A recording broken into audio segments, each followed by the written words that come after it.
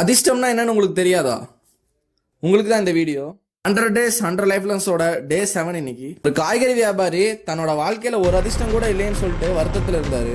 ஒரு நாள் இவர் ரோட்ல போயிட்டு இருக்கும்போது ஒரு அதிர்ஷ்டக்கல் விற்கிற கடையை பாக்குறாரு. எனக்கு பக்கத்துல கடை போட்டவன்லாம் முன்னேறி போயிட்டு இருக்கான், நான் இன்னும் இங்கேயே இருக்கேன்னு சொல்லிட்டு புலம்பிட்டு இருந்தாரு. அந்த கல்லை வித்துட்டு இருந்தவன், இந்த கல்லை நீங்க வாங்கினீங்கன்னா உங்க வாழ்க்கை ஓஹோன்னு இருக்குன்னு சொல்றான். அவருமே அந்த கல்லை வாங்கி தன்னோட பாக்கெட்ல வச்சுக்கிறாரு. உடனே ஒரு வீட்டுக்கு வந்து தன்னோட மனைவி கிட்ட, இதுதான் அதிர்ஷ்டக்கல், நான் எப்ப வெளியே போனாலுமே இதனோட பாக்கெட்ல வச்சிருன்னு சொல்றாரு. அதுல இருந்து தொடர்ந்து 7 நாட்களா தன்னோட வழக்கத்துக்கு மாற அதிகமா சம்பாதிக்கிறாரு. அந்த அதிர்ஷ்ட கல்லால தான் நான் இவ்வளவு சம்பாதிக்கிறேன்னு நினைச்சிருந்த அவருக்கு ஒரு அதிர்ச்சியான சம்பவம் நடந்துச்சு. என்னன்னா, அந்த ஒரு வாரம் கழிச்சு இவர் அந்த கல்லை எடுத்து பாக்குறாரு. பாத்தீங்கன்னா அது சாதாரண கல்லா இருக்கு.